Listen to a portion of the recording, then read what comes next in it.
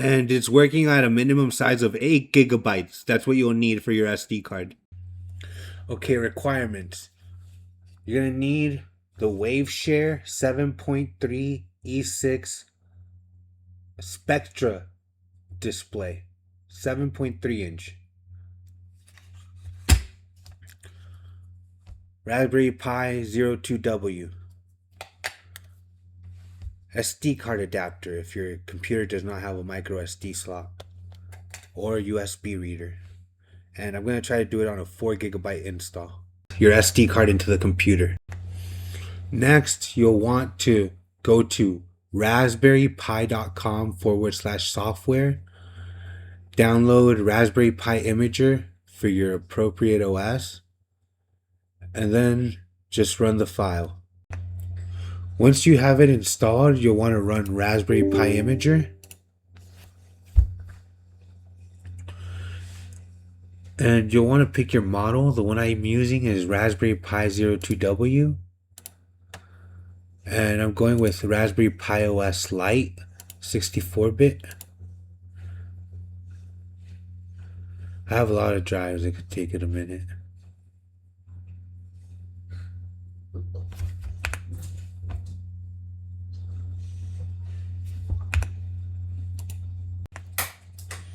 Okay, once you have your SD card populated in Raspberry Pi Imager,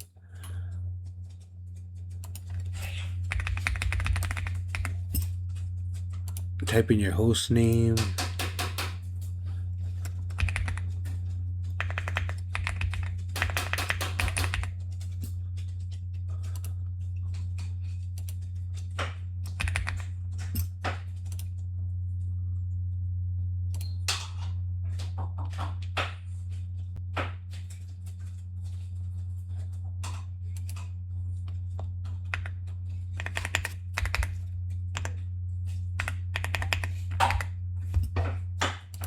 populate your password,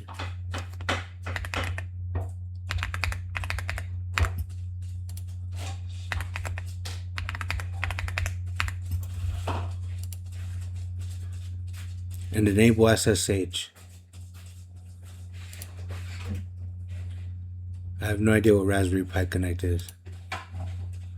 And write. Erase and write. This could take a minute. Okay, it's finishing up. Once it's done, you can skip the verify and just plug it into the Raspberry Pi.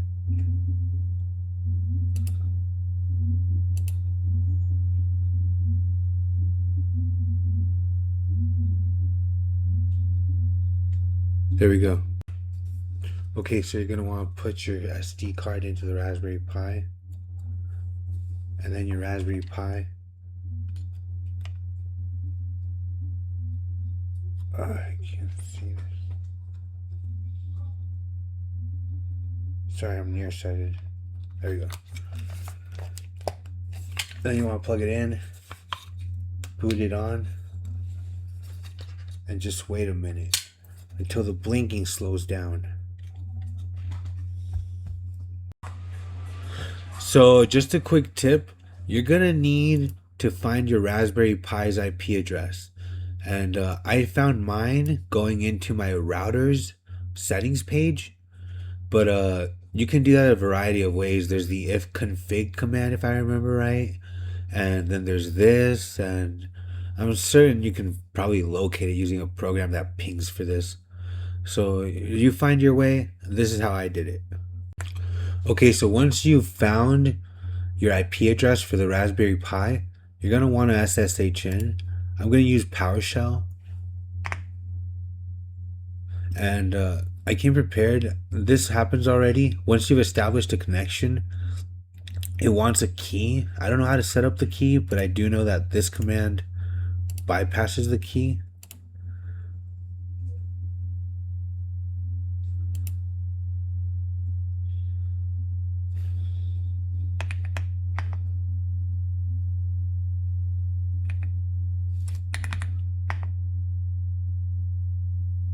Oh, I didn't even need the key this time. Huh. Okay, I'm in. Okay, quick lesson. If you're ever blocked from SSHing in using PowerShell on Windows, you can just go to this location. It's your username under C and then .ssh and delete these files. Known host and known host old. Okay, and the first thing you want to do once you're in is sudo apt update. And this will take it a minute. And once it's done updating, you're going to want to upgrade. So sudo apt upgrade. You want to do this for every Raspberry Pi install you make. Stick around, it's going to want you to approve it and click yes and then let it finish. It's going to take a long time usually. This is the part you want to stick around for. Once it gets to this part, just type Y capital and enter. And now it's going to take a long time, so let it work. Okay, so once the packages are done upgrading, you're going to want to reboot. And you're going to want to wait a few minutes and then you're going to SSH back in. So once it's rebooted, you're going to want to go and read the instructions. And in order for Git to work, you need to install it because it's Raspberry Pi Lite. So if I remember right, it's sudo apt install git. Yep, shoot flag. And this could take a minute. Okay, you're gonna want to copy this command, the clone to clone the repository, and then you just paste it. This will take it a minute. Next, you'll want to cd into the InkyPy directory.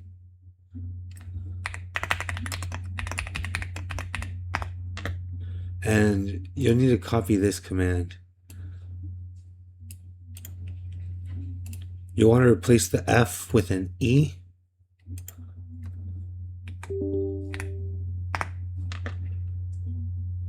And this could take it a minute. Okay, once it's finished installing, it's going to ask you if you want to restart it. Hit yes.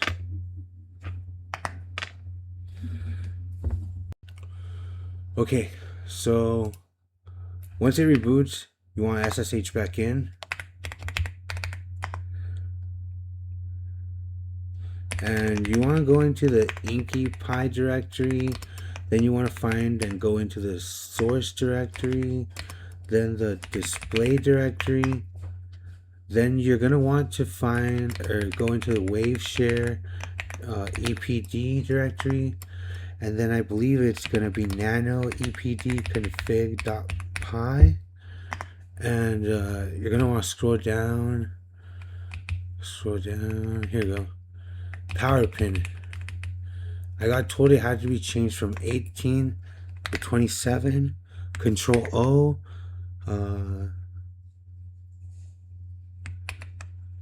Right there, it's saved. And now control exit. And you want to reboot now. So I am getting an error, even though I've already done this successfully and I have it saved on a different SD card. So I'm just going to troubleshoot it and try to figure out what went wrong. I'm going to redo everything. You can rewatch this part.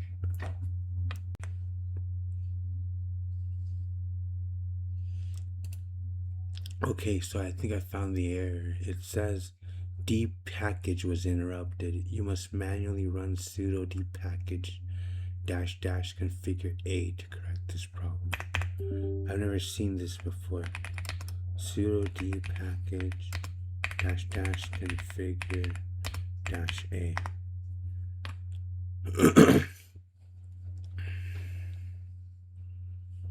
Okay, it seems to be fixing itself. Okay, it's done. I'm going to try doing that all over again.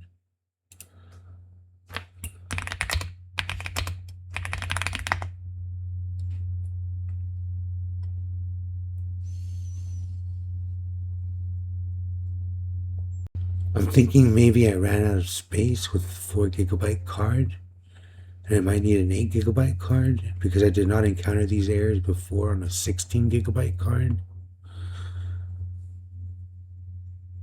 It is telling me to follow through with these instructions though. It says try app, fix broken, install. I'll be back. Okay, I'm going to record what's going to happen when I try to fix this. Packing dependencies done.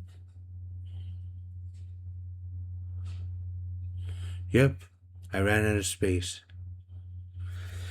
That's what it is.